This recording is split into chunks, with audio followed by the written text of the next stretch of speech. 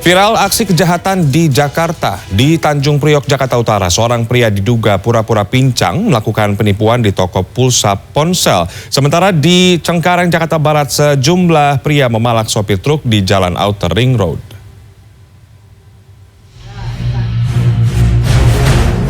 Kamera pengawas toko pulsa ponsel di Jalan Swasembada Barat, Kebon Bawang, Tanjung Priok, Jakarta Utara merekam pelaku penipuan bersama temannya pada Selasa dini hari 2 Agustus. Pelaku yang datang dengan kaki diperban dan berjalan pincang ini awalnya ingin melakukan isi ulang atau top up aplikasi pembayaran sebesar Rp325.000. Usai pelayan toko mengisinya, pelaku berpura-pura berpaling dan tanpa membayar terlebih dahulu dan langsung kabur menaiki sepeda motor rekannya. Korban menduga pelaku kerap melakukan aksinya dengan modus yang sama. Pekan sebelumnya, pelaku juga sempat beraksi di sebuah toko pulsa lainnya yang tidak jauh dari lokasi. Transaksi selesai, terus dia balik belakang ke temennya, dia minta hotspot, dia bilang ada hotspotnya, tapi adik saya udah ancang-ancang buka etalase nih untuk kejar dia karena sudah mencurigakan. Terus nggak lama kemudian dia langsung lari dengan motornya. Gua di sini. Mana pek baik. Masih di Jakarta, tepatnya di Jalan Outer Ring Road, Cengkareng, Jakarta Barat, viral sejumlah pria memalak sopir truk pada Senin 1 Agustus. Usai video pemalakan viral, polisi berhasil menangkap 2 pemalak di rumah indekos di kawasan Tegal Alur, Kalideres, Jakarta Barat.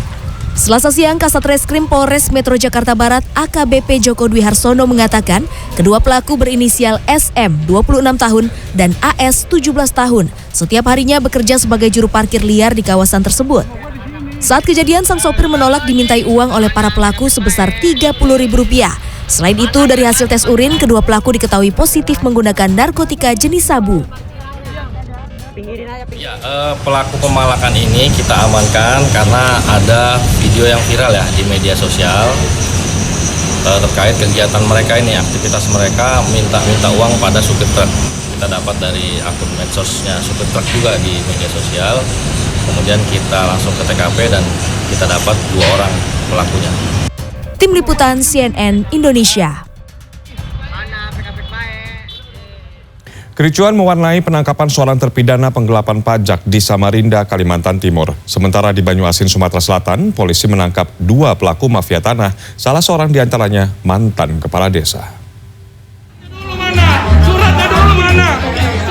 Kericuhan terjadi saat tim tabur Kejaksaan Negeri Samarinda berusaha menangkap terpidana Muhammad Nur atas kasus penggelapan pajak di Bandara Parikesit Sepinggan, Balikpapan, Kalimantan Timur pada Minggu 31 Juli. Pihak keluarga dan pengacara menolak Muhammad Nur ditangkap karena tidak sesuai prosedur dan tidak disertai surat resmi dari instansi terkait. Ditemui pada Selasa 2 Agustus, pengacara Muhammad Nur menilai eksekusi tidak perlu dilakukan karena kliennya selama ini patuh proses hukum. Selama ini yang bersangkutan tidak pernah DPO, Pak ya? Nah, ini kan sudah ada dokumen tadi. Bukan saya yang bilang itu, Pak. Dia keluar resmi, negara mengeluarkan. Ya kan?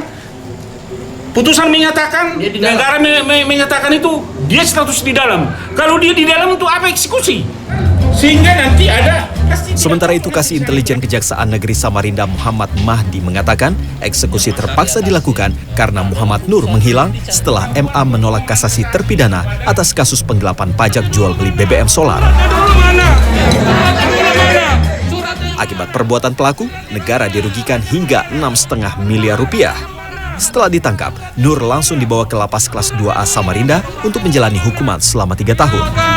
Orang nggak ada suratnya. Sempat terjadi penghadangan dari pihak keluarga pengacara dengan beberapa masa yang tidak diketahui. Hingga terdapat beberapa upaya dari pihak keluarga mencoba menarik terpidana untuk dibawa pulang. Polda Sumatera Selatan membongkar sindikat pembuatan sertifikat tanah palsu di Banyuasin, Sumatera Selatan. 2 tersangkanya, YS dan Eka, ditangkap pada Jumat 29 Juli lalu di tempat berbeda. Selain menangkap kedua tersangka, Turut diamankan barang bukti 19 sertifikat hak milik palsu program PTSL, 16 bundel surat pengakuan hak, dan sejumlah peralatan serta perlengkapan percetakan.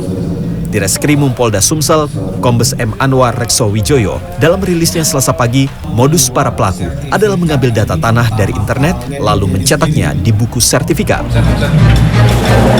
Mereka mengambil data dari Google, bentuk-bentuk SHM itu semua, kemudian dirapikan dan dicetak. Mereka ngikutin siapa pejabat-pejabat sekarang atau semua, mereka mencetak. Itu modusnya ini sih pemalsuan.